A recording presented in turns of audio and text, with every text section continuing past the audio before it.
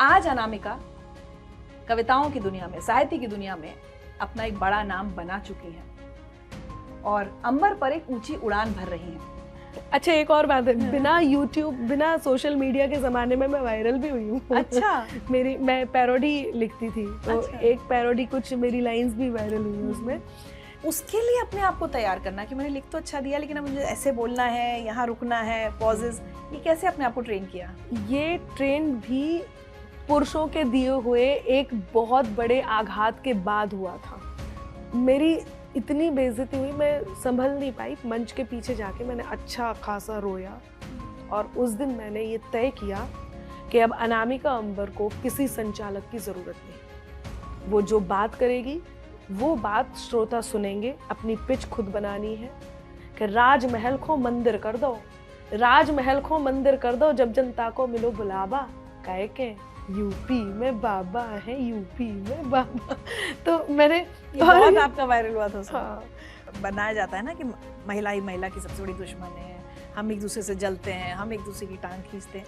तो कवि जगत में क्या है? बहुत है ऐसा। मेरे से जो बड़ी मेरी कवित्रियाँ हैं, उन्हें मैं कभी अच्छी नहीं लगी। उन्होंने क्या नहीं किया, बिखर कर शौर्य की खुशबू चमन को चूम लेती है, जवां हसरत तिरंगे की गगन को चूम लेती है। नमस्कार, मैं हूँ ऋचा अनिरुद्ध और आप देख रहे हैं बातें अनकही।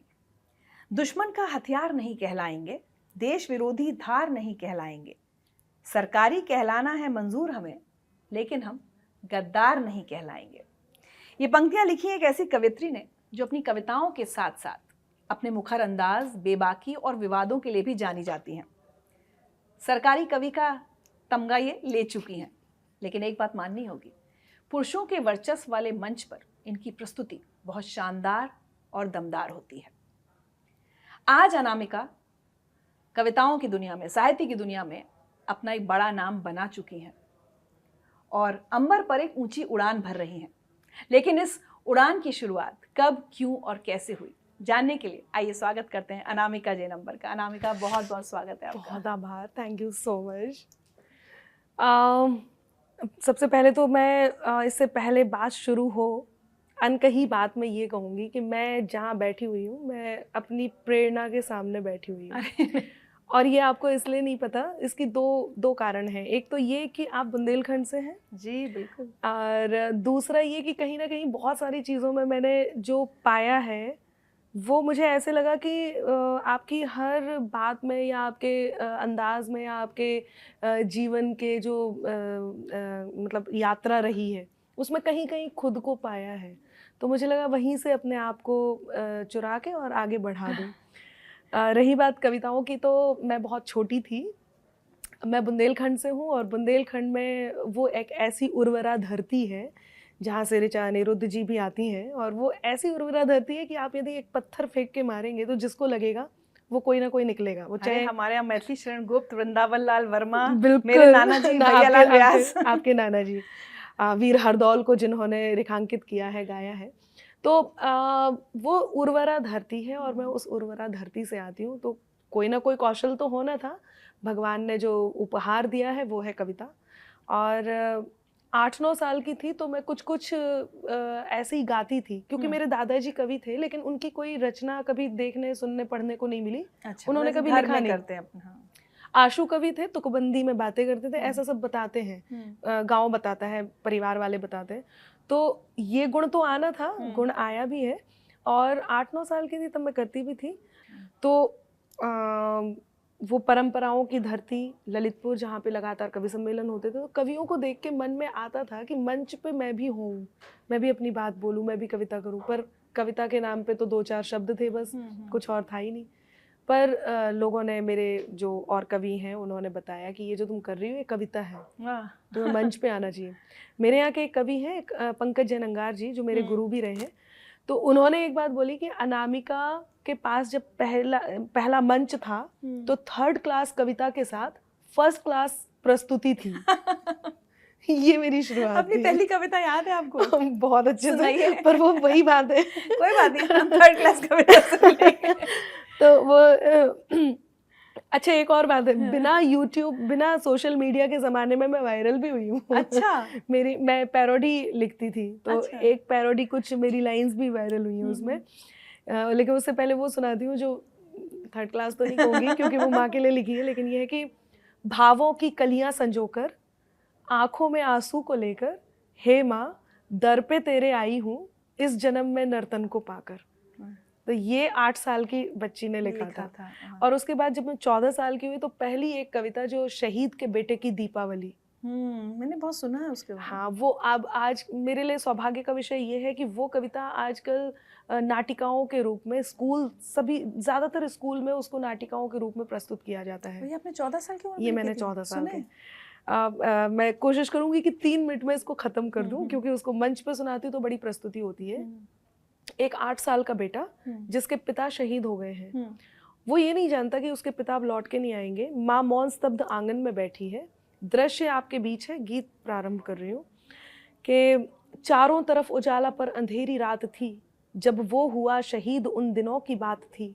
आंगन में बैठा बेटा माँ से पूछे बार बार, दीपावली पे क्यों ना आए पापा अब की बार। अब ये केवल भाव प्रधान है। शिल्प जो लोग देखते हैं वो निराश होते हैं, क्योंकि ये 14 साल के बच्चे ने लिखा है और मैंने आज तक इसे सुधारा नहीं सुपरस्टिशियसली। मुझे ऐसे लगता है इस कविता ने मुझे अनामिका से अनामिका अंबर बनाया। पर कैसे ये भाव कैसे आया? पूरा क्योंकि ये कहानी है एक तरह से ये। और मुझे कुछ लोग बैठ कर के बातें आपस में कर रहे थे, तो मेरे ख्याल से हम लोग जैन हैं तो मंदिर जाते रहते हैं, तो शाम को ऐसी बात कर रहे थे, तो वो बोले उस बेटे, उसकी हिम्मत देखो, इतना छोटा सा बेटा और पापा उसके चले गए, शहीद हो गए। शहीद तो खैर शब्द भी नहीं ऐसा यूज़ हो रहा था उस समय, वो चले गए और उसकी हिम्मत देखो। वो मम्मी से कह रहा है कि मत रो, सबको पूरे घर को चुप कराता फिर रहा है और कह रहा है कि क्यों रो रहे हो, मत रो, सब सही है, हम करेंगे ना, हम करेंगे ना, हम कर लेंगे। बस यहाँ से मुझे लगा कि इस कहानी को लिखना चाहिए कि बेटा अपनी माँ को देखकर 2-3 दिन से देखता है और उनको देख के कहता है, माँ क्यों ना तूने आज भी बिंदिया लगाई है दोनों हाथ खाली ना मेहंदी रचाई है, बिछुआ भी नहीं पाँव में बिखरे से बाल हैं, लगती थी कितनी प्यारी अब ये कैसे हाल है, कुमकुम के बिना सूना सा लगता है श्रृंगार, दीपावली पे क्यों ना आए पापा अब की बार। बेटा थोड़ी देर के लिए बाहर खेलने जाता है और अपने पिता, उन दोस्तों के पिताओं द्वारा लाए हुए उपहारों को देखता है और फिर आता है, फिर उदास हो जाता है, फिर वही बात करता है। माँ से कहता है किसी के पापा उसको नए कपड़े लाए हैं, मिठाइयाँ और साथ में पटाखे लाए हैं, वो भी तो नए जूते पहन खेलने आया, पापा पापा कह के सबने मुझको चढ़ाया, अब तो बता दो क्यों है सूना आंगन घर द्वार, दीपावली पे क्यों ना आए पापा अब की बार। 2 दिन हुए हैं तूने कहानी न सुनाई, हर बार की तरह न तूने खीर बनाई, आने दो पापा से मैं सारी बात कहूँगा, तुमसे न बोलूँगा न तुम्हारी मैं सुनूंगा, ऐसा क्या हुआ कि बताने से है इनकार, दीपावली पे क्यों ना आए पापा अब की बार। और विडंबना देखिए कि पूछ ही रहा था बेटा जिस पिता के लिए, जुड़ने लगी थी लकड़ियां उसकी चिता के लिए, पूछते पूछते वह हो गया निराश, जिस वक्त आंगन में आई उसके पिता की लाश। बेटा एक टक उस लाश को देखता है, एक टक अपनी माँ को देखता है। बेटा माँ से कहता है, मत हो उदास माँ मुझे जवाब मिल गया, मकसद मिला है जीने का ख्वाब मिल गया, पापा का जो काम रह गया है अधूरा, लड़कर के देश के लिए करूँगा मैं पूरा, आशीर्वाद दो काम पूरा हो इस बार। ये गीत है। तो इस गीत ने मुझे पहचान दी। पहली मंचीय प्रस्तुति आपकी यही थी? हाँ, 14 साल की उम्र में। बिल्कुल।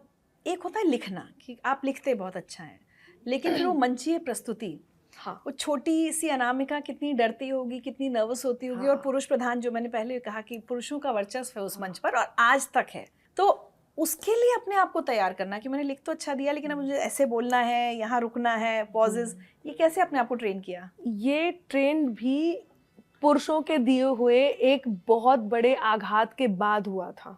मैं जब मंचों पे आई थी तो उस टाइम पे एक ट्रेंड था। वो ट्रेंड ये था कि कवित्रियों को तो यही जाना जाता था कि ये गाएंगी उतनी देर में, जब पूरे कवि सम्मेलन में सबसे महत्वपूर्ण बातें जब हो चुकी होंगी और जब कवित्री गा रही होगी तो जितने कवित्री प्रेमी और कवित्री के कविता प्रेमी होंगे बस वही होंगे, बाकी सब ब्रेक ले लेंगे। अच्छा। तो क्योंकि ब्रेक तो होता ही नहीं था, तो वो गा रही हैं, गाते गाते जाते जाते चले जा रहे हैं। हाँ जा रहे हैं, जाते जाते सुन रहे हैं, क्योंकि बहुत ज्यादा कोई और भूमिका श्रोताओं की नहीं होती थी। जैसे कवियों ने तो फोर्सफुली कह दिया ताली बजानी है, नारे लगेंगे और सुनना है और कोई उठ नहीं सकता, या बड़े कवियों ने ये कह दिया बैठिए बैठिए, हमने जिन सरकारों पे लिखा है वो बैठ गई हैं तो आप क्यों उठ रहे हैं, इस तरह की बातें कह के भी बिठा लेते थे। लेकिन ऐसा कवित्रियों के साथ नहीं था। मुझे ये अंदर से ही बात स्वीकार्य नहीं थी। मुझे नहीं पता, मैं हमारे बुंदेलखंड में तो बहुत सीधे साधे भोले भाले लोग होते हैं, दिल से तो भोले होते हैं, ये तय है। चालाकियों जैसी कोई चीज़ नहीं होती है। कहना है तो मुंह पे ही कहना है, नहीं कहना है तो रो के चुप हो जाना है। लेकिन ये बात स्वीकार्य नहीं थी और कवियों को ये आदत थी कि वो अधीनता को, मतलब पुरुष प्रधानी के साथ अधीनता प्रधानी में भी विश्वास रखते थे। आप यदि मंचों पे आए हैं तो आपको किसी न किसी के अधीन होना होगा, खास तौर से उस मंच के उस संचालक के अधीन तो होना ही होगा। अधीनता से तात्पर्य दो बातें हैं, एक तो आपको हाँ जी, अच्छा जी, हाँ आप जो कहेंगे वही पढ़ेंगे। मुझे सबसे पहले इस बात के लिए ही रोक दिया कि लड़की जब इस तरह के गीत सुनाती तो ऐसे लगता है महिला पुलिस लाठी चार्ज कर रही हो, तो ये वाला नहीं पढ़ना है, आपको श्रृंगार सुनाना है, वीर नहीं सुनाना, वीर रस नहीं होना चाहिए। इसमें मैं किसी ना किसी से ऊपर उठ जाऊंगी, ये बात तो मुझे नहीं समझ में आती थी। हाँ, लेकिन ये नहीं पढ़ना है। मैंने कहा इतने अच्छे गीत को मना कर रहे, ये तो जरूर पढ़ना है। कोई बात नहीं, नहीं पढ़ना है। नोक झोंक से ही कवित्रियां जमती थी। पहले के मतलब आधा घंटा यदि उनकी परफॉर्मेंस है तो उस 15 मिनट में नोक झोंक होती थी, और वो नोक झोंक किसी भी लेवल पे जाती थी। नोक झोंक मतलब 4 लाइन कवियों ने कह दी, 4 लाइन फिर उस कवित्री ने कह दी, फिर संचालक ने कह दी, फिर कवित्री ने कह दी। कव्वाली जैसा एक चलन था। हाँ, एक ये चलन, मतलब ये लोग पसंद भी करते थे। मुझे इस बात से नफरत थी कि कवित्रियों को इस चलन के लिए बुलाया जाता है। मुझे ये स्वीकार्य नहीं था। ये एक तरह से कविता के मंच का आइटम नंबर हो गया ना। हाँ, बिल्कुल, मुझे ये स्वीकार्य नहीं थी। और मुझे ऐसे अंदर अंदर लगता था, मैं इतनी बड़ी भी नहीं थी, हिम्मत भी नहीं थी, कुछ भी नहीं था, तो मुझे ये तो नहीं था कि मैं कैसे तोड़ पाऊंगी। मुझे नहीं पता था, मैं तोड़ भी नहीं पा रही थी। कहीं ना कहीं मैं भी इसका एक हिस्सा हो गई थी। मैं निर्भर हो गई थी कि कवि जब सुनवाएगा तभी कवित्री को सुना जाएगा, कभी जब बीच में कुछ कुछ बोलेगा तभी लोगों का ध्यान उस पर जाएगा। एक जगह संचालक ने कहा ऐसे ऐसे रहेगा, ऐसे ऐसे रहेगा, और भी बातें थी जो कहीं ना, तो मैं उन बातों को स्वीकार करना था मुझे, और ना ही मुझे ये स्वीकार था कि जो आप बता रहे हो वो मुझे पढ़ना है। तो उन्होंने इसका बदला ये लिया कि मैं काव्य पाठ पढ़ने के लिए खड़ी हुई और मैंने एक गजल सुनाई, अपने मोहन की मैं सांवरी हो गई, लोग कहने लगे बावरी हो गई, मेरे तन मन में बजने लगी सरगमे, होठ से छू गई बांसुरी हो गई। अमूमन श्रोताओं का ध्यान मंच पे होता है, मंच का जो माहौल होता है, श्रोता उस माहौल से जैसे अभी हम पॉडकास्ट कर रहे हैं, कभी इधर उधर यदि बात होगी तो हमारा ध्यान वहाँ जाएगा। सेम यही श्रोताओं के साथ होता है। कवित्री पढ़ रही है लेकिन यदि संचालक कुछ कर रहा है, उनको डिस्ट्रैक्ट करने की कोशिश कर रहा है, तो वो उनमें रम जाते थे। मेरे साथ सेम यही हुआ, मैं हूट हो गई। लोगों ने बैठ जाओ करके मुझे बिठा दिया, बेइज्जती हो गई बहुत बड़े वाली। मैं बैठ गई, फिर संचालक आके बोला, देखा बज गया ना बांसुड़ा, मतलब मैं बांसुरी हो गई, गजल सुना के बैठी थी। तो ये बोला, ये और बुरा था। मेरी इतनी बेइज्जती हुई, मैं संभल नहीं पाई। मंच के पीछे जाके मैंने अच्छा खासा रोया, और उस दिन मैंने ये तय किया कि अब अनामिका अंबर को किसी संचालक की ज़रूरत नहीं। वो जो बात करेगी वो बात श्रोता सुनेंगे, अपनी पिच खुद बनानी है, बातचीत करके। जो अभी आपने पूछा ना कि ये कैसे, कि कहाँ रुकना है, कहाँ बात करनी है, कहाँ व्यंग छोड़ना है, कहाँ टिप्पणियाँ करनी है, ये सब मैंने तय किया। तब उस दिन, वो एक दिन था, वो एक रात वो थी कवि सम्मेलन की, जिस दिन मैंने मनन किया और मैंने ये ठाना कि अब अगला मंच वही होगा। यदि मुझे, क्योंकि ये तो तय है कि अब कोई किसी के लिए कुछ नहीं करता, यदि वो आपके लिए इतना करेगा तो आपको इतना देना होगा, और वो मुझे नहीं देना है, किसी भी तरह से नहीं देना है।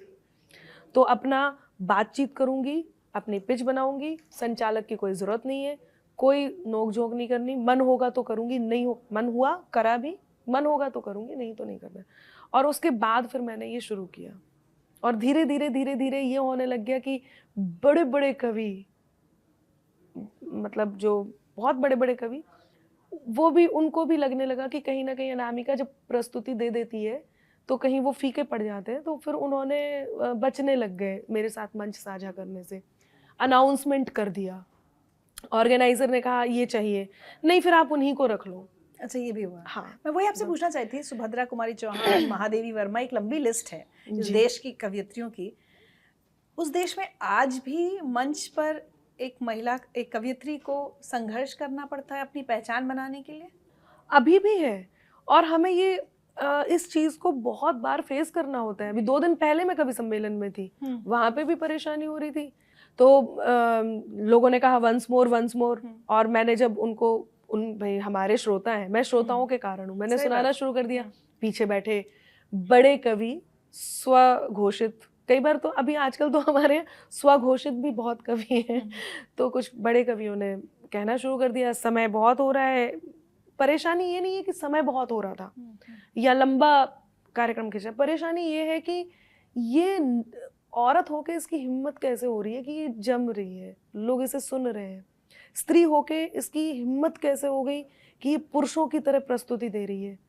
नारी होके इसमें ऐसी कौन सी हिम्मत आ गई कि ये हर तरह की टिप्पणियां कर रही है, पॉलिटिक्स में भी टिप्पणियां कर रही है, ये सामाजिक भी टिप्पणियां कर रही है। इनसिक्योर हैं लोग आपसे, आसपास आपके? 100%। ये संघर्ष केवल मेरा नहीं है, ये लड़ाई मेरी नहीं है, ये हर कवित्री के साथ है। मैं कवित्री के लिए इसलिए कह पा रही हूँ क्योंकि मैं खुद कवित्री हूँ, लेकिन मैं बहुत अच्छे से जानती हूँ, आप खुद नारी हैं, ये हर जगह है।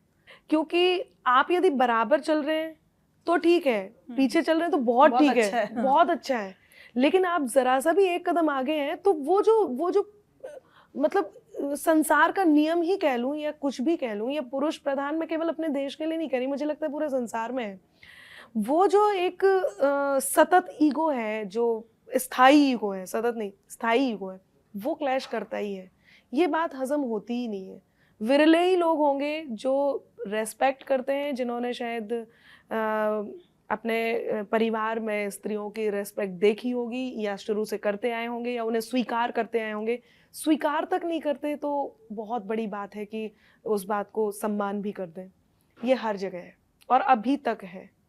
चलिए, आपने हमारे झांसी के पास ही ललितपुर है, हाँ। आप ललितपुर में पली बड़ी, लेकिन क्या ये सही है आपने ग्रेजुएशन शायद झांसी से की, साइंस में ग्रेजुएशन किया आपने? हाँ जी, मैंने ग्रेजुएशन की तो ललितपुर से, लेकिन बुंदेलखंड यूनिवर्सिटी से। यूनिवर्सिटी से। हाँ। अब साइंस ग्रेजुएट, उस समय क्या होता होगा कि भाई डॉक्टर बनो या आगे बीएससी की, एमएससी की, पीएचडी करो, पढ़ाओ, टीचर बनो या कुछ। हाँ, कितना स्वीकार्य था आपके परिवार में ये कहना, और मतलब आपके लिए भी खुद भी ये सोचना कि अच्छा मैं इसको एज प्रोफेशन, क्योंकि देखिए तब उतने पैसे नहीं बिल्कुल मिलते भी थे। नहीं था। आज आप लोग क्लेम कर रहे हो, उसमें हम लोग बाद में बात करेंगे, लेकिन पहले कोई ऐसा थोड़ी था कि कवि बन गए तो बहुत पैसे कमाएंगे। नहीं था। आपने खुद इसको कैसे स्वीकारा और परिवार ने कैसे स्वीकारा? मैंने 12th के बाद ही मेडिकल करना था, CPMT क्रैक कर लिया था। अच्छा। क्योंकि अपने परिवार में, बल्कि 3 पीढ़ियों में अकेली थी, तो मेरी दादी का, मैं दादी की लाडली थी और वो अनशन पे बैठ गई थी कि इसको नहीं भेजना है बाहर कहीं, तो मेडिकल नहीं किया।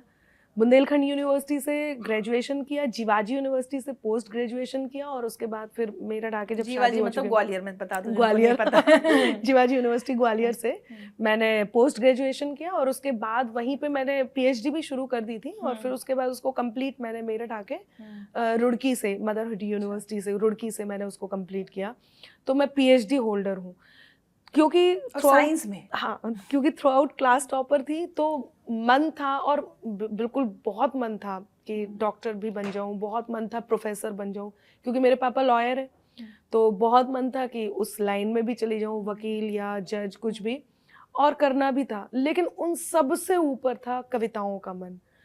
और हाँ, ये सच है, यदि उस टाइम पे पूछ रहे हैं कि आप क्या करते हैं और आपने बताया कवि हैं, हाँ, नहीं वो तो ठीक है, हाँ, आप करते क्या है? तो ये लड़कों के लिए तो था ही, लड़कियों के लिए भी था। यदि हम लोगों को, यदि हमें तो यही था कि भाई शादी होनी है, तो ठीक है, क्या करती हैं? कविताएं करती हैं। नहीं, वो तो ठीक है, घर में कुछ आता वाता भी है, मतलब काम वाम भी बढ़िया तरीके से आता है। अब यदि ये बता दिया कि नहीं हमारी लड़की तो कवि सम्मेलन में जाती है, ये क्या है, पता ही नहीं था क्या होता है कवि सम्मेलन। तो मतलब ये क्यों जाते हैं कवि सम्मेलन में, पैसे वैसे भी मिलते हैं क्या उसमें?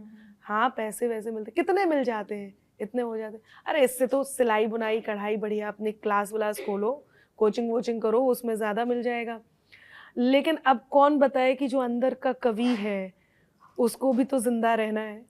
तो जब मैंने CPMT के, जब मैंने वो मेडिकल की पढ़ाई के लिए नहीं गई तो मेरे पापा बहुत अपसेट हुए, क्योंकि वो पढ़ाई को लेके हमेशा से बहुत बहुत सीरियस थे।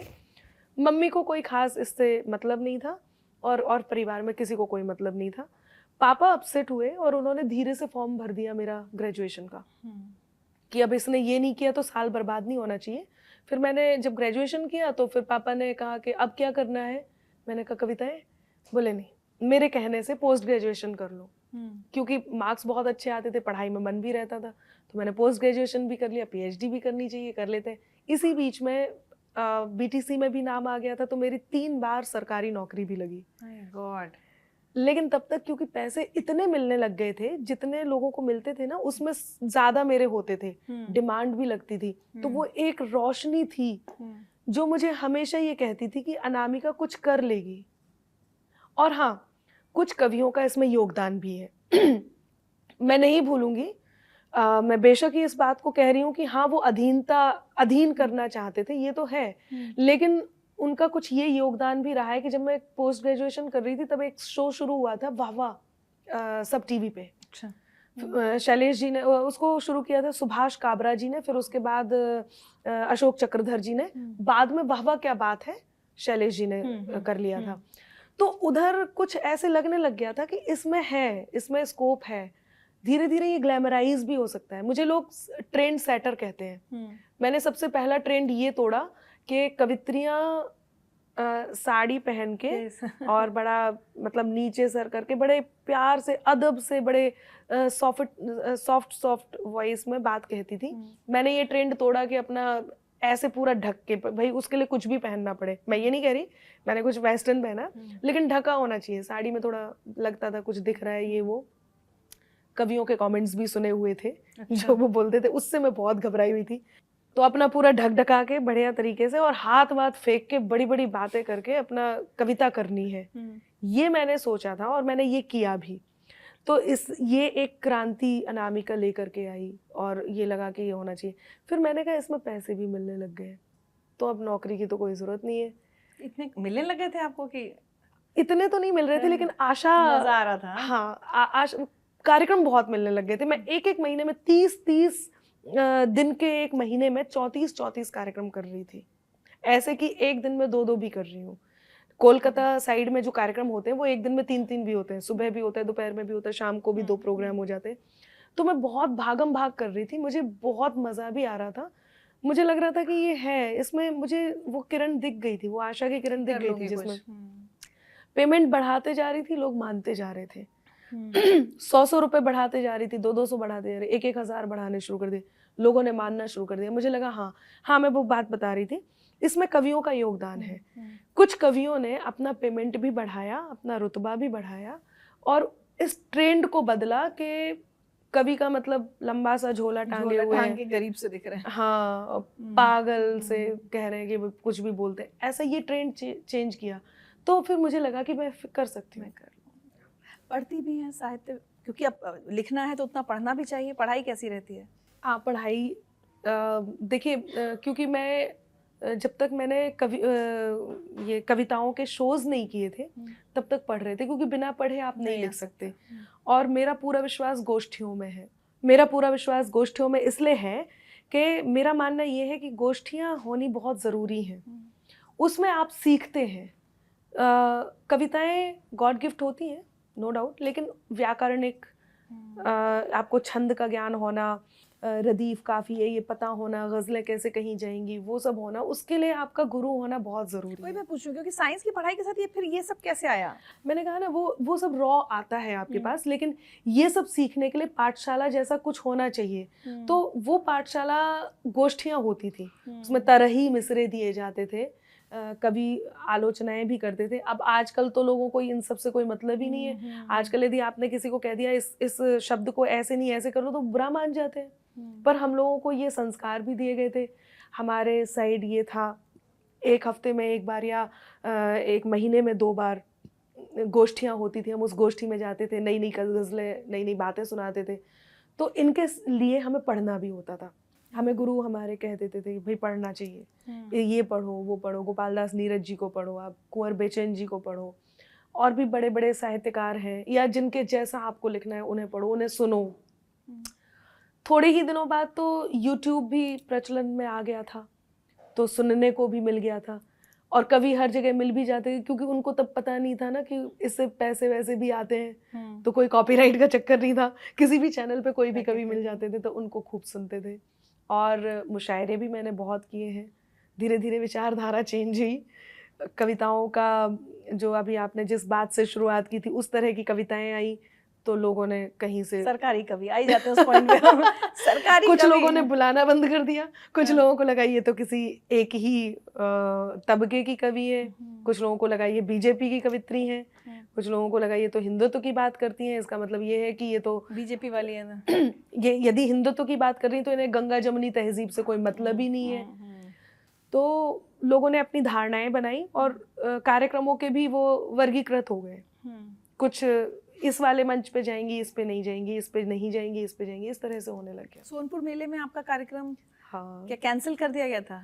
सोनपुर मेले में ना सिर्फ कैंसिल किया गया था, मुझे उसमें डराया भी गया था। उन दिनों मेरा एक गीत आया था, अब बुंदेलखंड से हूँ, और वो भी ऐसा हुआ कि उत्तर प्रदेश में एक प्रश्न आया था, यूपी में काबा। तो हाँ, तो वो प्रश्न आया, उसके काफी सारे उत्तर भी दिए थे, मैंने सुने सबके उत्तर। यूपी में ईबा, ऊबा, यूपी में सब्बा, यूपी में ये बहुत सारे आए, सबको मैंने सुना। मैंने कहा मैं बुंदेलखंड से हूँ, और मैं सच बता रही हूँ ये बिल्कुल अनप्लान्ड था, कोई प्लान इसके लिए नहीं था, मुझसे किसी ने नहीं कहा, ये मेरा मन की बात थी, और ये मैं इस पर प्राउड फील करती हूँ। मुझे कभी इस बात का दुख नहीं होता जब लोग कहते हैं कि आपने किसी की प्रशंसा कर दी। सोनपुर मेले में यही बात के लिए मुझे रोका भी गया था।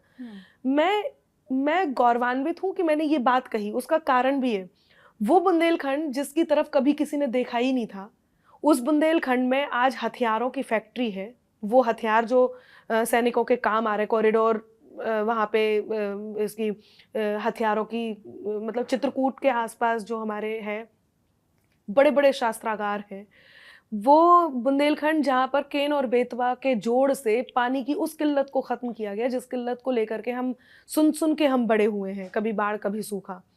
बहुत सारे ऐसे बदलाव आए, और इससे भी ज़्यादा प्राउड की बात यह है कि उस भाषा को लोग जानने लग गए। अब बॉलीवुड में कितनी सारी वो है मूवी ऐसी आ रही हैं, मोड़ी मोड़ा जानने लग गए, तो मुझे अच्छा लगा। वो दो कुछ थोड़ी सी पंक्तियां कि जौन जे काबा काबा लगे चिल्लाबे, उन्हें ते हम आए बताबे, इते नैया कछु दिखाबा, इते नैया कछु दिखाबा, काहे के यूपी में बाबा है, यूपी में बाबा। और गोरखपुर को जो सन्यासी, कि गोरखपुर को जो सन्यासी मन में लेके मथुरा काशी, जब से लखनऊ में जा बैठे यूपी भर की मिटी उदासी। कि राजमहल को मंदिर कर दो, राजमहल को मंदिर कर दो, जब जनता को मिलो बुलावा, काहे के यूपी में बाबा है, यूपी में बाबा। तो मैंने बहुत आपका वायरल हुआ था उसमें। हाँ, और इसका एक बंद मुझे बहुत अच्छा लगता है कि दंगेल सबरे डरे जेल में, सोच के जा भरे जेल में, इस बाहर जे तो गोली घल जे, इसे तो हम परे जेल में। कि मौनी रात में कड़न लगी हैं, देखो कितनी बड़न लगी हैं, और पुलिस भी अपनी फॉर्म में आ गई, मिट गो सबरो शोर शराबा, कहे के यूपी में बाबा है, यूपी में बाबा। मैंने इसमें सिर्फ वो लिया, वो लिखा जो मैंने देखा, कोई इसके पीछे भाव नहीं था कि मुझे प्रशंसा करनी, कुछ नहीं था। अच्छा, मैंने बुंदेली भाषा में इसलिए लिखा क्योंकि मुझे दूसरी भाषा आती नहीं, इसमें मेरी कमांड थी, तो मैंने कहा देखते हैं स्वीकार की जाएगी या नहीं। मुझे लगता है कि देश में पहला एक ऐसा बुंदेली गीत वायरल हुआ है, और मुझे इसके लिए भी प्राउड फील होता है। वो गीत आया, लेकिन ये जो लेबल लग गया ये चलता है? हाँ बिल्कुल, इसमें लोगों को बाद में पता चला कि ये सरकारी नहीं असरकारी है, और इस बात का मुझे भी तब पता चला जब सोनपुर मेले में रोका गया।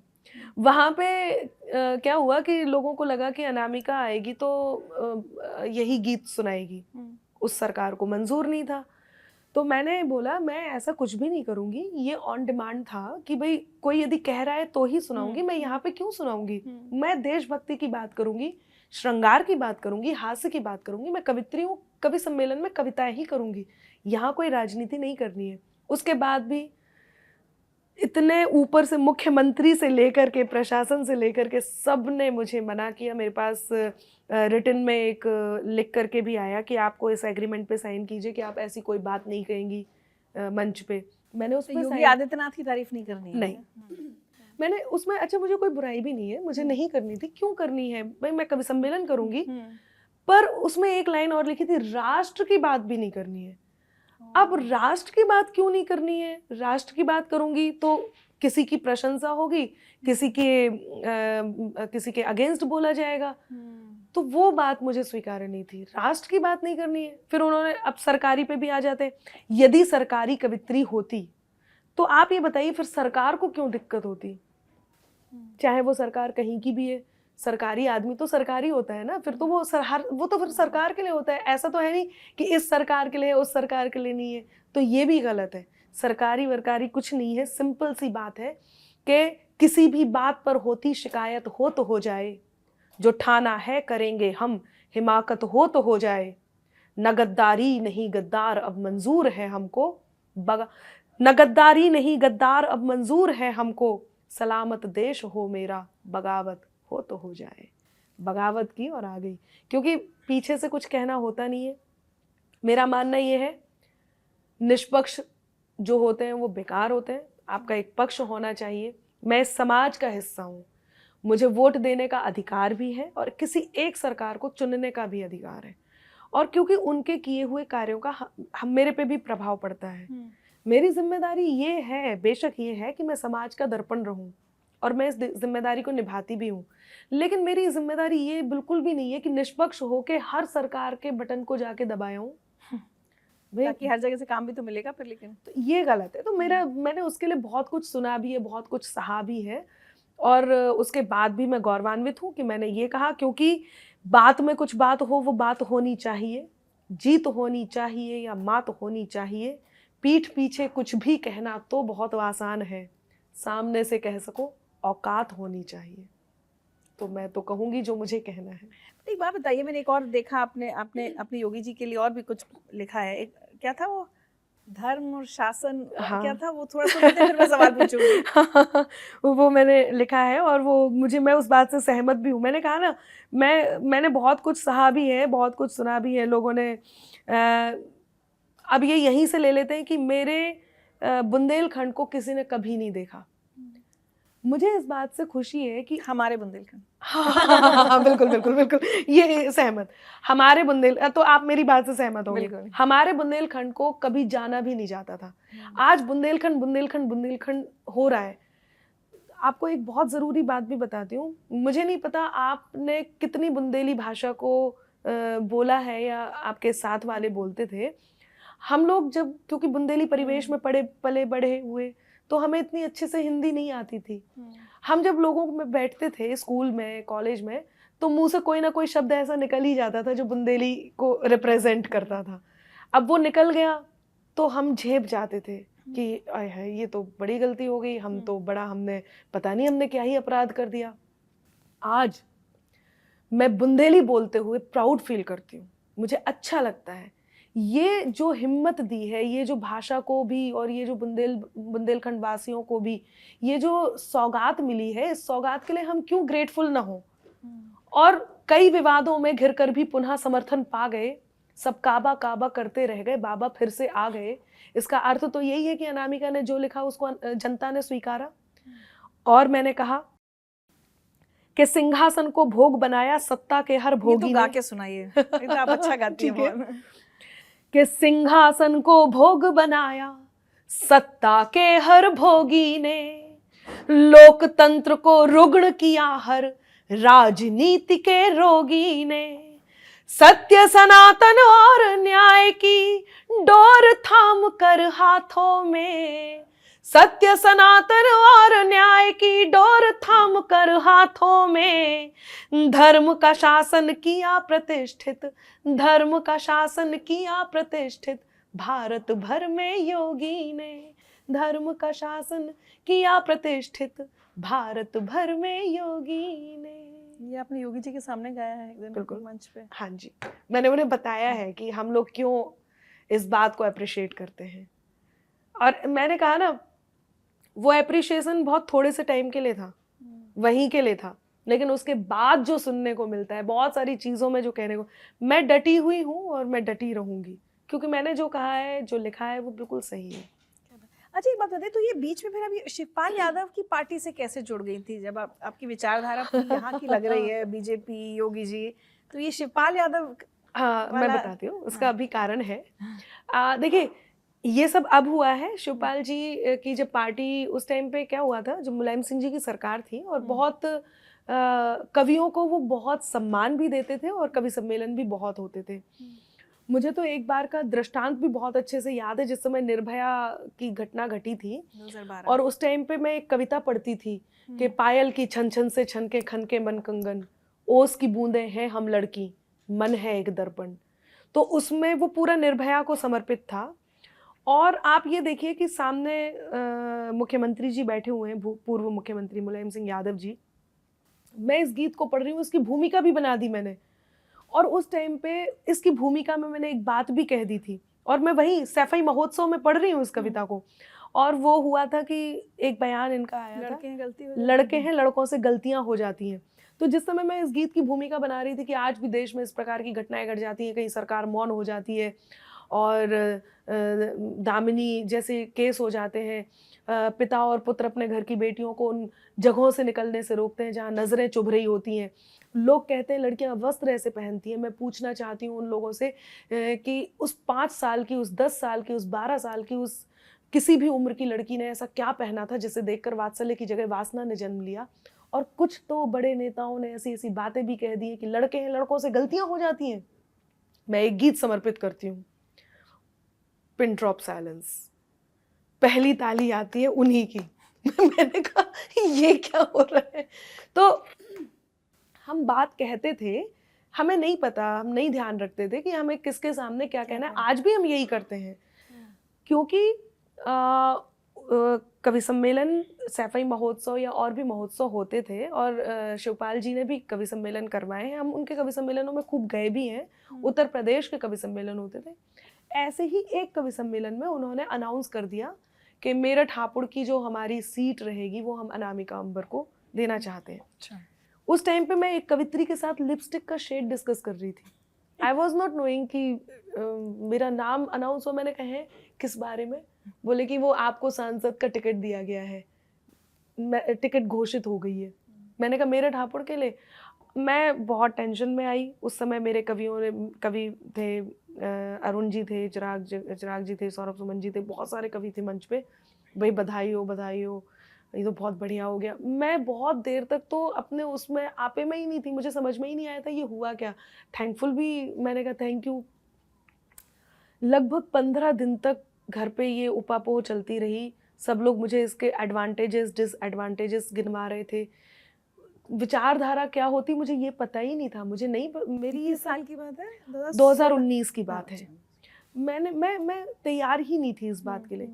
20 दिन तक ये सब होने के बाद फैमिली के लिए बड़ी बात हो गई थी। मेरा जो मायका है ललितपुर साइड के, वो सब उसी से जुड़े हुए थे। फैमिली बैकग्राउंड जो मेरा रहा वो सारा पॉलिटिकल ही था, वहाँ वाला। सपा से भी था, हाँ सपा से, क्योंकि सरकार भी थी और पापा मेरे जेल विजिटर भी थे, नगर अध्यक्ष भी रहे थे। तो इस वजह से वहाँ से भी था कि नहीं कर लो, इसमें कोई बुराई नहीं है। मैंने कहा नहीं, मैं तैयार ही नहीं हूँ। धीरे धीरे निखरते मुझे ये पता चला कि मेरी ये विचारधारा भी नहीं है। मैंने एंड टाइम पे नॉमिनेशन के पहले ही मैंने मना कर दिया। मैंने स्ट्रिक्टली मना किया। मैं सबके विरोध में गई, क्योंकि परिवार में सभी, ज़्यादातर मेरे परिवार के सभी लोग तैयार थे, बड़ी बात थी। आपको बिना किसी मेहनत के सीधे सांसद का टिकट मिल रहा है, बड़ी बात है। और इससे कोई फर्क नहीं पड़ता कहाँ से मिल रहा क्या नहीं।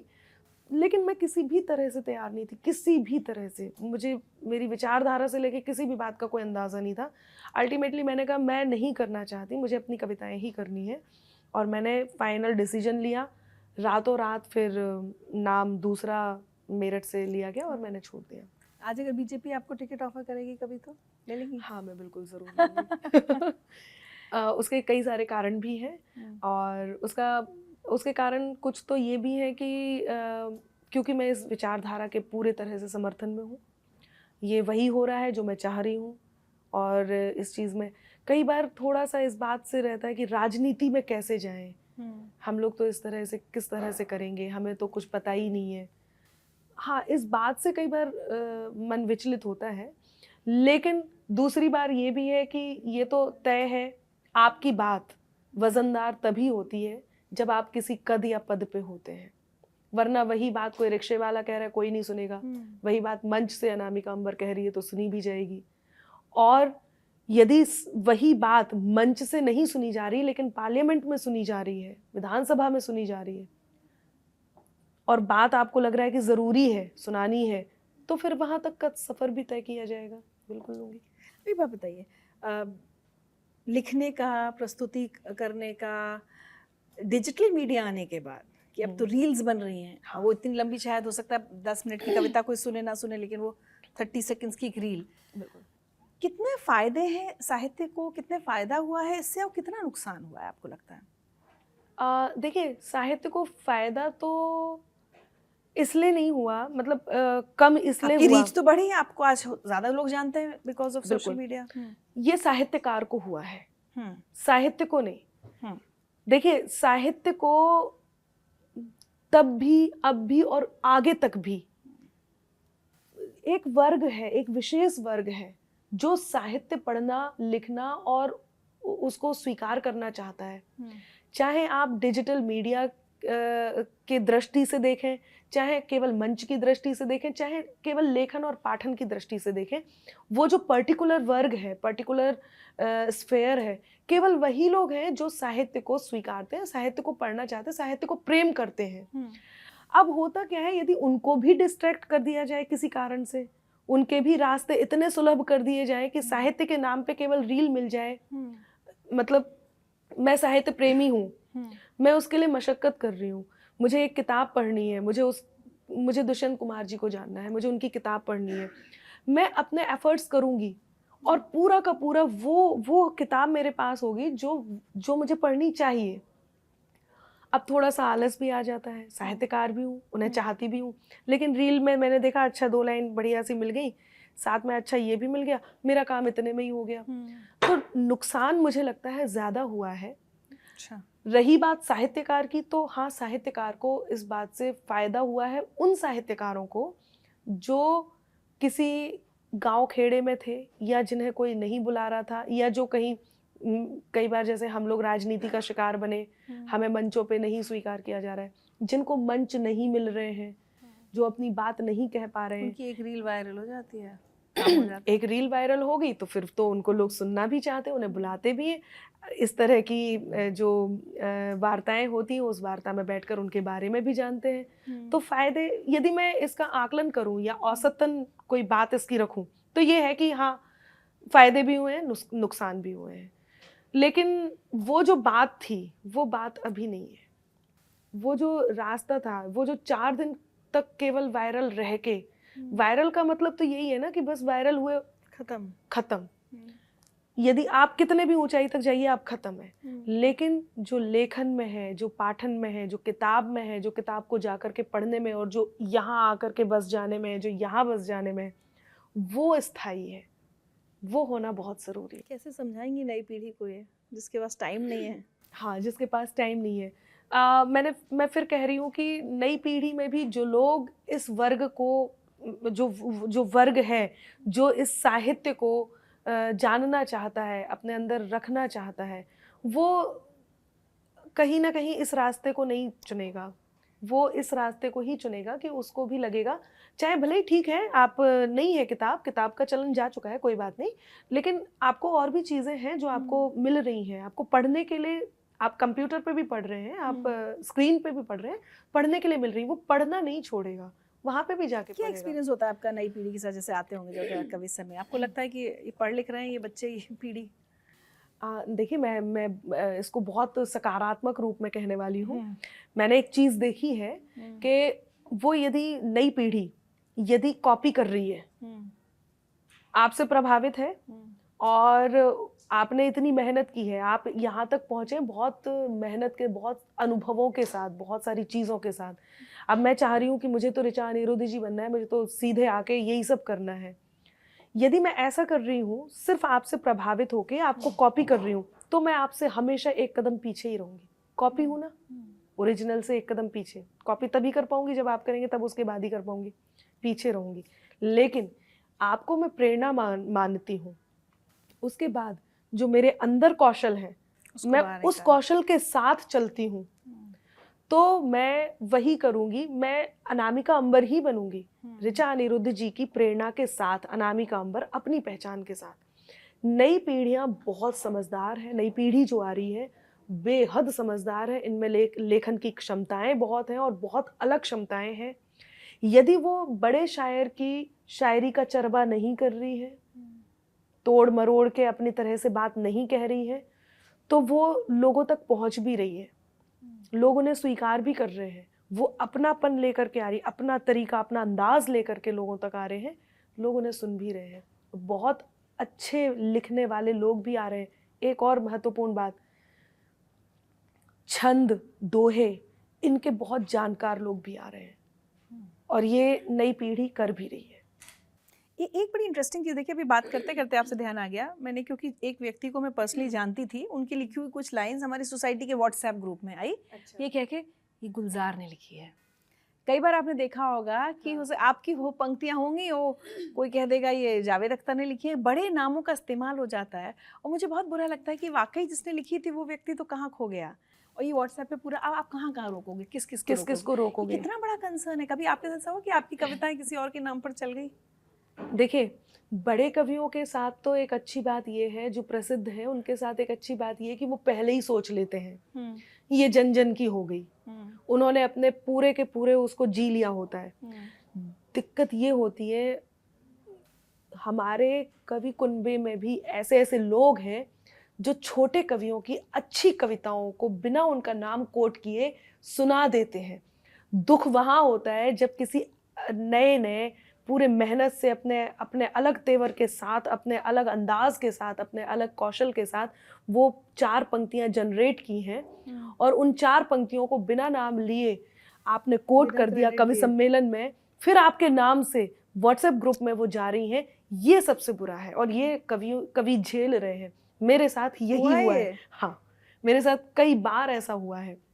मुझे बहुत खुशी होती है कोई अननोन जो अकवि है और वो अनामिका अंबर की कविता को किसी और के नाम से कह रहे हैं, मुझे कोई प्रॉब्लम नहीं है, दिक्कत नहीं है। मुझे पता है जब मैं सुनाऊंगी तो मेरी ही होनी है। दुख तब होता है जब कोई बड़ा कवि आपकी कविता को कोट कर देता है बिना नाम लिए, या इतने जल्दी में नाम लिए कि लोग रिकॉग्नाइज ना कर पाए। ये चालाकियां भी बहुत होती हैं। इतने जल्दी में नाम ले देंगे या नाम लेने के बाद थोड़ी देर की भूमिका बना देंगे, फिर लाइन शुरू कर देंगे तो लोग कनेक्ट नहीं कर पाएंगे वो उनका नाम था।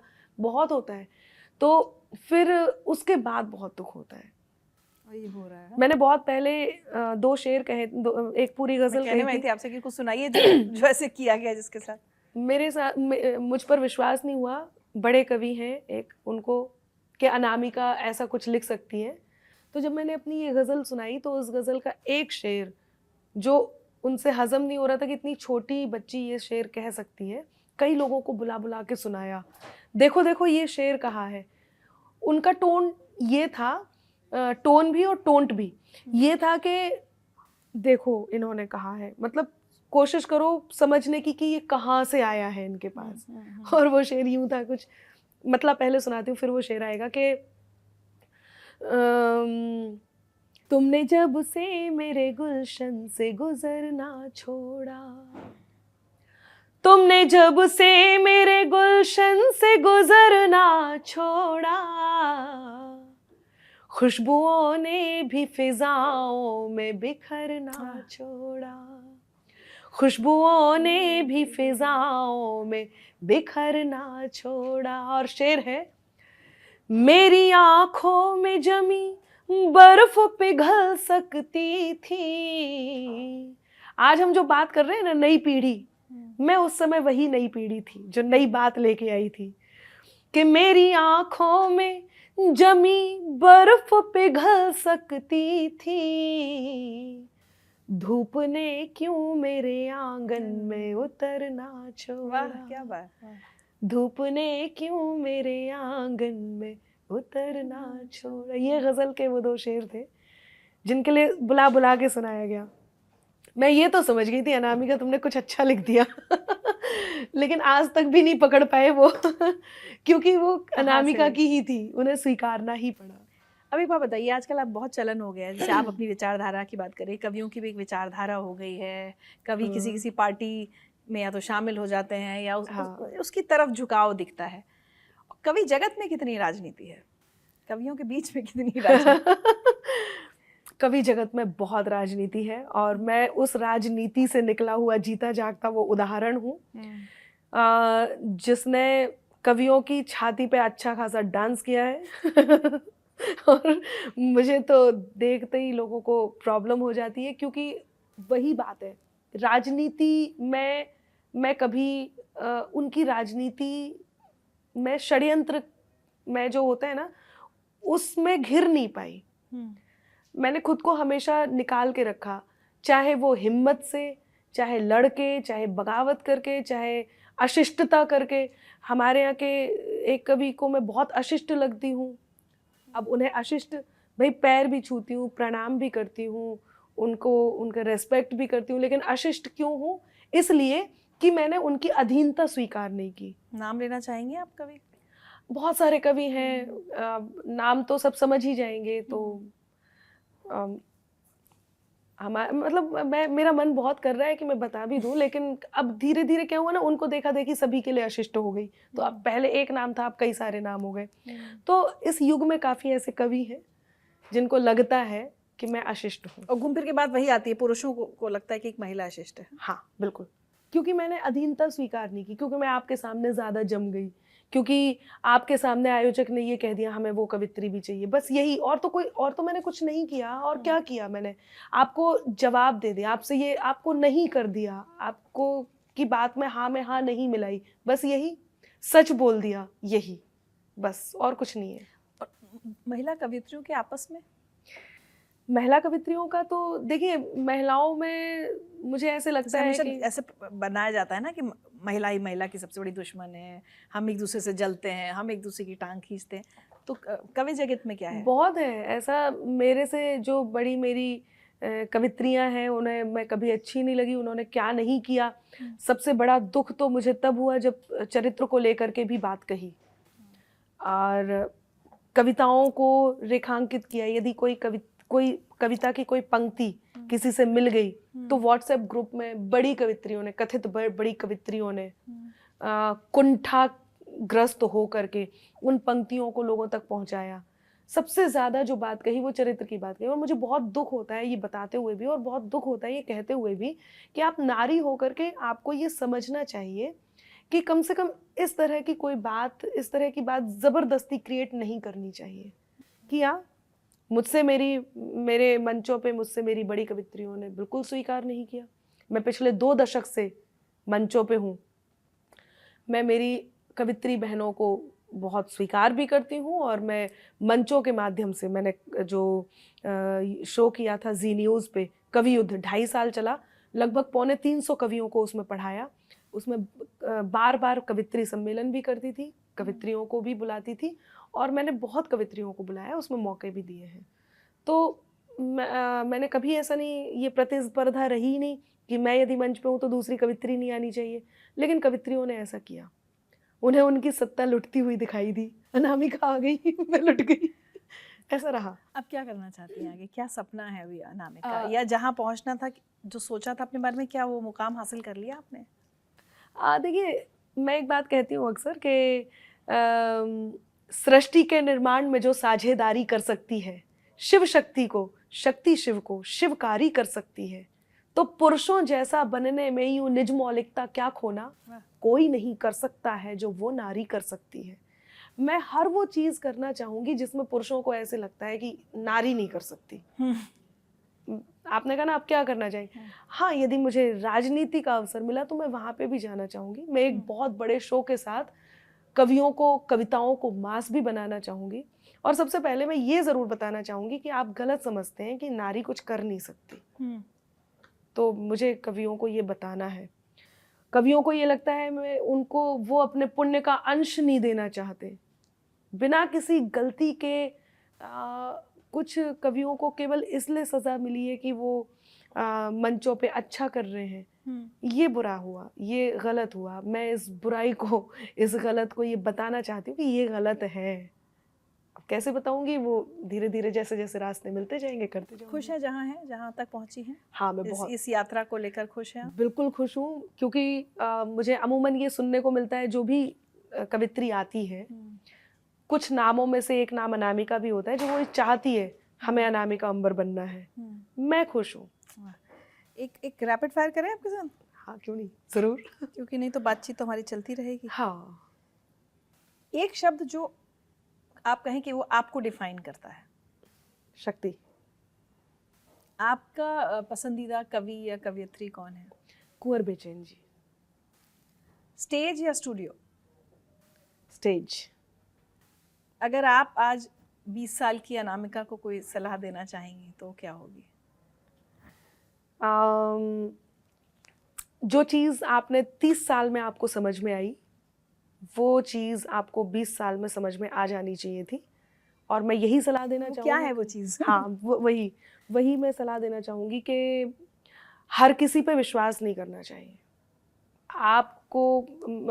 बल्कि मैं लाइन से कहना चाहूँगी उस अनामिका को कि जुबा मिश्री नजर पैनी बड़े शातिर लुटेरे हैं। जुबा मिश्री नजर पैनी बड़े शातिर लुटेरे हैं। उजाला ओढ़ कर फिरते हैं फितरत से अंधेरे हैं। जरा बच के तू चल इनसे ये कातिल तो नहीं लेकिन, जरा बच के तू चल इनसे ये कातिल तो नहीं लेकिन, ये तेरे मुंह पे तेरे हैं, ये मेरे मुंह पे मेरे हैं। मैं 20 साल के अनामिका को ये बताना चाहूँगी। क्या बात है, संभल के चलो। यस। फेम या पैसा? अब दोनों का कोई ऑप्शन नहीं है। दोनों ही मिलते हैं लोगों को। फेम। पैसा तो आ ही जाएगा। श्रृंगार रस या वीर रस? वीर रस। कुछ एक सुन लेते हैं। आपकी वैसे श्रृंगार पे कम है ना, आप कहती हैं कि श्रृंगार लिखती हूँ। नहीं, ज्यादा किस पे लिख रही हैं आजकल आप? मैं दोनों पे बराबर लिखा है मैंने। हाँ। बल्कि मैंने श्रृंगार पे बहुत लिखा है, लेकिन मैं श्रृंगार लिखते लिखते वीर रस पे आ जाती हूँ। अच्छा, क्या होता है किसी दिन आज मेरा मूड है तो मैं ये लिखूं, कैसे होता है आपका राइटिंग का प्रोसेस? क्या अभी आपके पास आ रही थी तब मैंने 4 लाइन लिखी, और वो इतने जल्दी में होता है, ये ना श्रृंगार है ना वीर रस है। मैं आपको ये सुनाती हूँ, अब आप इससे आकलन कीजिएगा और फिर मैं श्रृंगार जरूर सुनाऊंगी। मुझे बहुत अच्छा लगता है श्रृंगार। मंच पे आपके ज्यादा वीर रस वाले देखें जरा। हाँ। कि मेरे गले में जीत की माला जो पड़ी है, अभी लिखा है मेरे ख्याल से आपके इधर से 1-1.5 घंटे पहले। मेरे गले में जीत की माला जो पड़ी है, मेहनत के मोतियों से बनाई ये लड़ी है। सपनों का वजन वो ही उठा पाते हैं अंबर, सपनों का वजन वो ही उठा पाते हैं अंबर, के जिनकी रीढ़ हौसलों से बन के खड़ी है। तो ये होता है। ये ना श्रृंगार कहेंगे आप, ना इसे वीर रस कहेंगे, पर मैंने श्रृंगार में बड़ी प्यारी प्यारी बातें कही हैं, मैं वो सुनाती हूँ। मेरा मन भी हुआ है। अच्छा, जब जो लोग कंट्रोवर्सी में होते हैं, कंट्रोवर्सी वहां भी पीछा नहीं छोड़ती।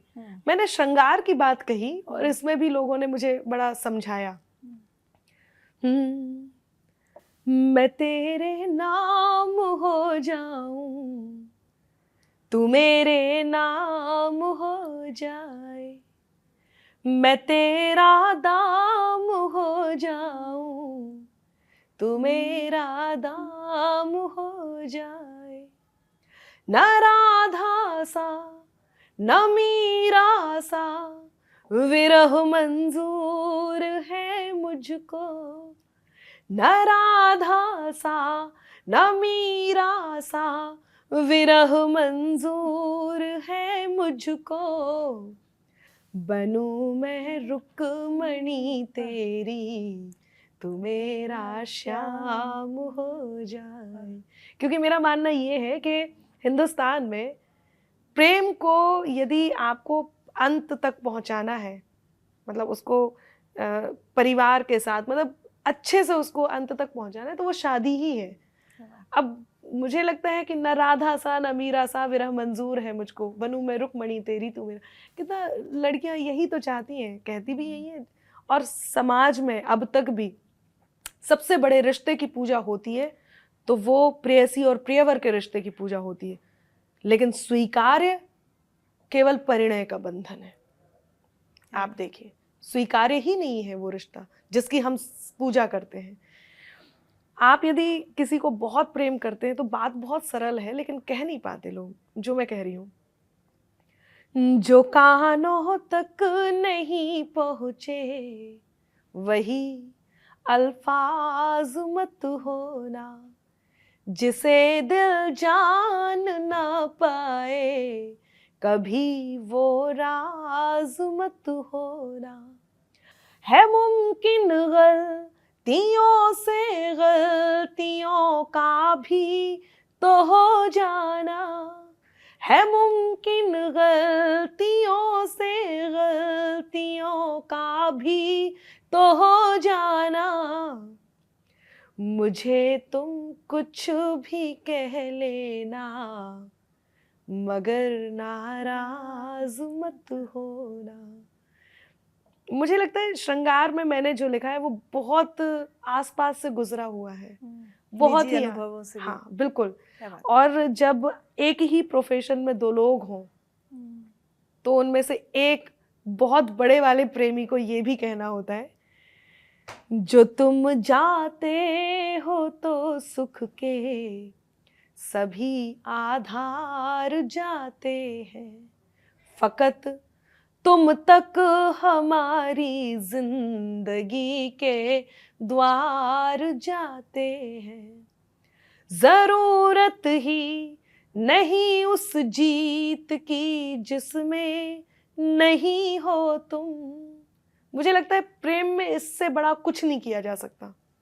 जरूरत ही नहीं उस जीत की जिसमें नहीं हो तुम, तुम्हारे साथ की खातिर, मैंने प्यार नहीं कहा, तुम्हारे साथ की खातिर चलो हम हार जाते हैं। ये अपने पति को संदेश दे रही हैं। हाँ, बिल्कुल। एक ही प्रोफेशन के दोनों लोग घर में हैं तो प्रोफेशनल जेलसी कभी हो जाती है, प्रोफेशनल राइवलरी है। मुझे लगता है कि आपके पति जब भी तक कभी हैं? हाँ मुझे लगता है जब तक कोई बाहर का इंटरफेयर ना करे नहीं होती होगी, होती नहीं है। बाहर का इंटरफेयर इन द सेंस कि जब तक कोई कंपैरिजन ना करे, कोई तुलना ना करे, लोगों को पता ही नहीं चलता दो लोगों को वो एक दूसरे की टीम होते हैं। लेकिन यदि बाहर से कभी किसी ने कुछ कहा तो किसी न किसी के मन में कभी ना कभी कुछ ना कुछ आ ही जाता है, और ये तय है।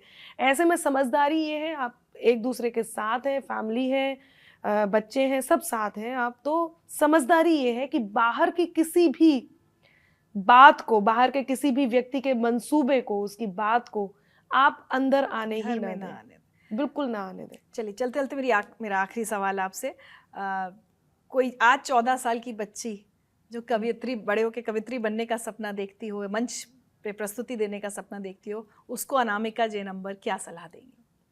हाँ, उसको अनामिका जयनंबर अपनी चिर परिचित कुछ एक दो मुक्तक तो सुना दूंगी, है ना, कि जिस पर है अधिकार हमारा हम वो ठिकाना छोड़ेंगे, जिस पर है अधिकार हमारा हम वो ठिकाना छोड़ेंगे। क्या लगता है चांद पे यूं ही आना जाना छोड़ेंगे?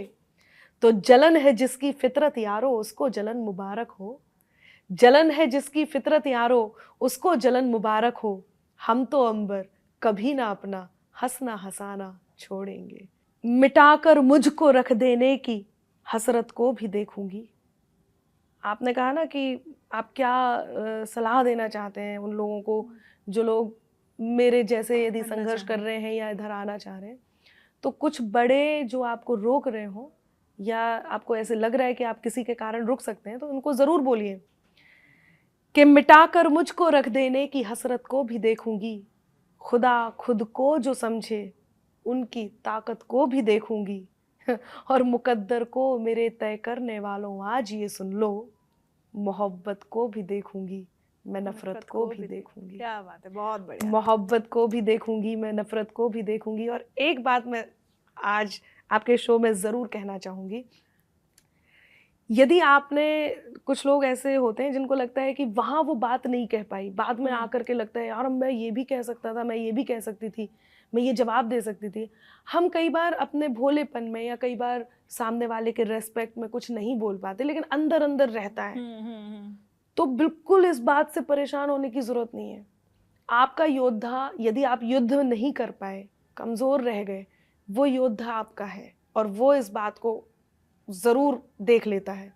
और वो ऐसे कि मत समझो कि इस बात का हिसाब नहीं है, मत समझो कि इस बात का हिसाब नहीं है, तुम जैसा किसी और का रुआब नहीं है, माना मुकाबला नहीं है छल का तुम्हारे, माना मुकाबला नहीं है छल का तुम्हारे, पर उसके न्याय का भी तो जवाब नहीं है। बहुत बहुत शुक्रिया, बहुत अनामिका, अच्छा लगा। थैंक यू कह रही हूँ। उम्मीद करूँगी हमारे व्यूअर्स को ये कॉन्वर्सेशन अच्छा लगेगा। लेकिन चलते चलते जाएंगे तो आपके किसी गीत की 4 पंक्तियों के साथ। वाओ। बहुत आभार इसके लिए। तो जैसे कि सब जानते ही हैं, देशभक्ति की बात है, तो मैं 4 पंक्तियाँ बड़ी प्यारी सी, मेरा मन है कहूँगी कि बिखर कर शौर्य की खुशबू चमन को चूम लेती है, बिखर कर शौर्य की खुशबू चमन को चूम लेती है, जवां हसरत तिरंगे की गगन को चूम लेती है, सिपाही जब निकलता है वतन पर जान देने को, सिपाही जब निकलता है वतन पर जान देने को, वतन की धूल उड़ उड़ कर बदन को चूम लेती है, वतन की धूल। और बंद पिंजरे के कैद परिंदे एक बार उड़ा कर तो देखो, गम छू मंतर हो जाएंगे, गम छू मंतर हो जाएंगे, मुस्कुरा कर तो देखो बंद पिंजरे के। तो आपके ऑडियंस, मत सोचो कि कदम कदम पर मुश्किल आएगी, गिर के उठो, उठकर संभलो, मंजिल मिल जाएगी, रास्ते अपने आप बनेंगे, कदम बढ़ा कर तो देखो, गम छू मंतर हो जाएंगे, मुस्कुरा कर तो देखो। बहुत धन्यवाद, थैंक यू सो मच।